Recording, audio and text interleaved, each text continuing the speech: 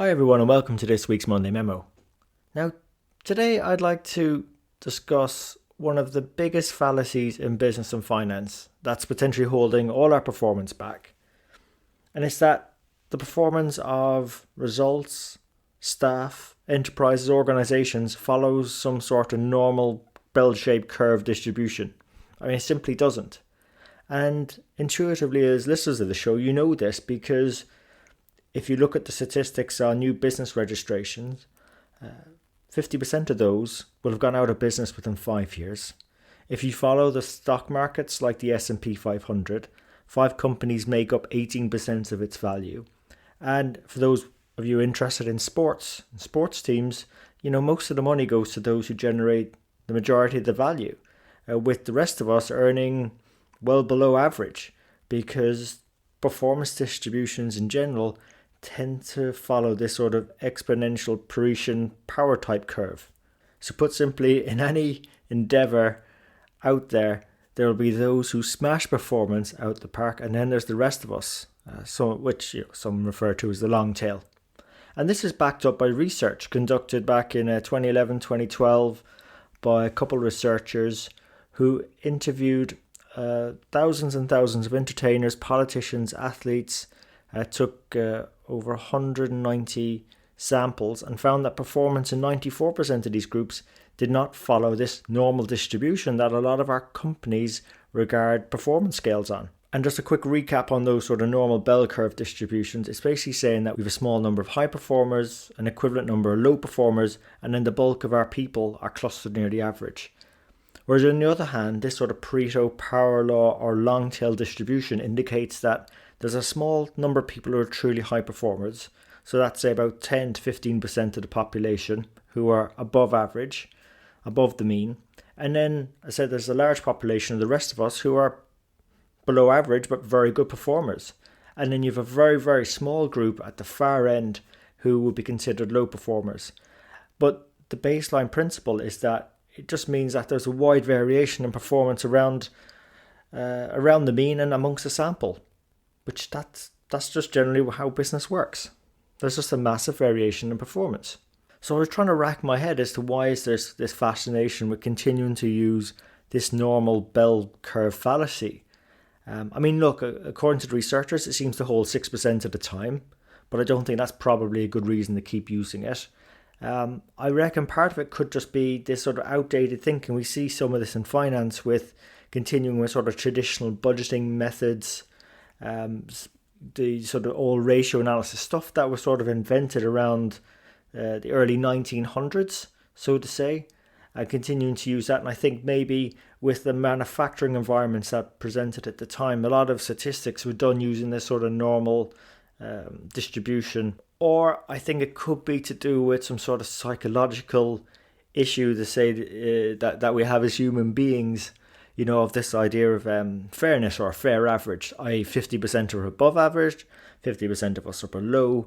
And for those of us above and below, there's not that much variation in our performance around that average. I think it's quite funny. It's like that question that a motor insurance company asked its customers to rate their driving. And they found that 69% of them, after 15,000 they'd surveyed, actually rated their own driving performance as above average, whereas only less than 1% actually described their performance as below par. So in effect, you're basically saying that 69% of people will put themselves above average just like you would a Formula 1 or a NASCAR racer, right?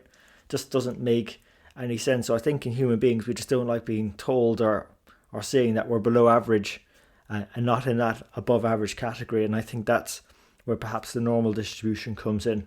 But I don't want to dismiss this notion of fairness. I think fairness is super important. That's one of the main roles we play in finance. It's that sort of independence we bring to make sure fair decisions are being made in the best interest of the business.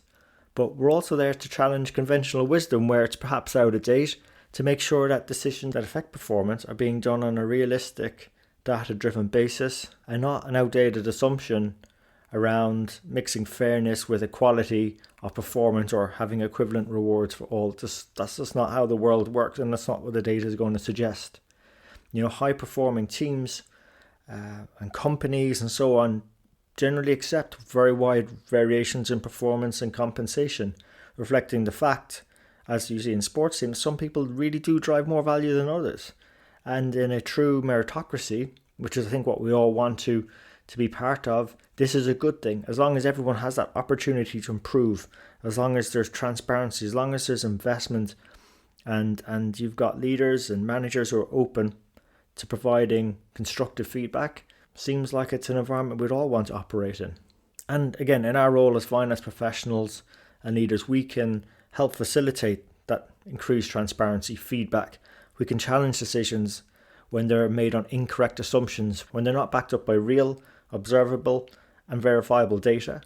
Because if we don't, it would ultimately hurt performance, and our businesses will go the way of the power law anyway, and be one of those sort of failures where, 9 out of 10 businesses who get started actually fail unless we embrace the power curve. And that's where most businesses are going nowadays. Most businesses now are more in the service business, or intellectual property, innovation, creativity, they're important traits. So even in manufacturing businesses, if you look at, say, the Apple iPhone, which is a product that needs to be manufactured, it's not so much that holds the value.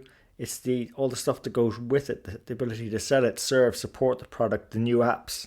That's more important than the ability to manufacture. And I think in finance teams around the world, more and more of our work and attention's moving towards those roles that involve greater interpersonal actions, the thinking outside the box type skills that lead to value creation and capture.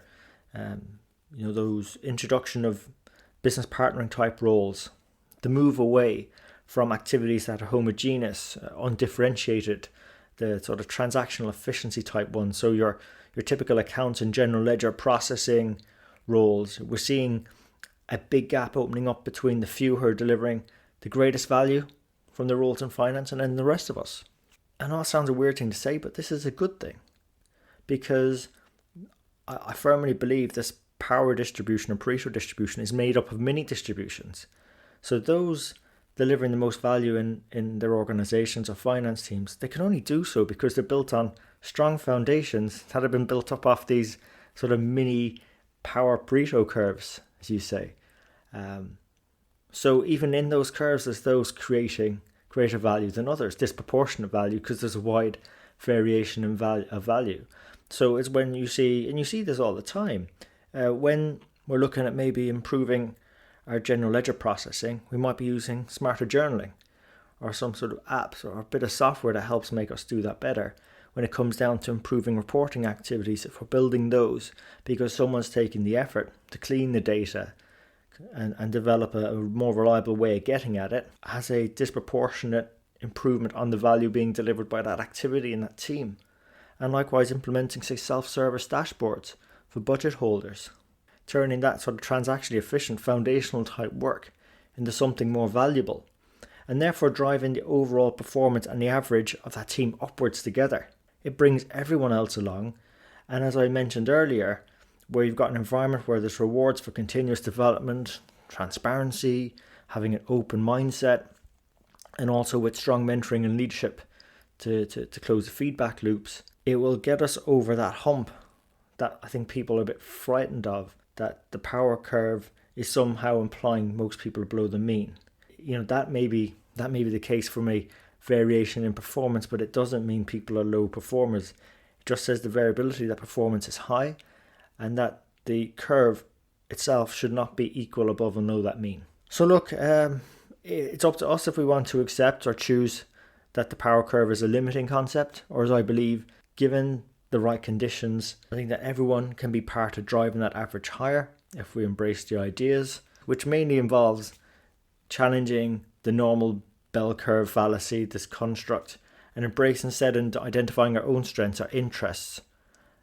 But we have leaders and mentors who help us match those strengths and interests with opportunities that enable us to grow and become those better performers within our own mini power curves that contribute to the overall team and organizational performance.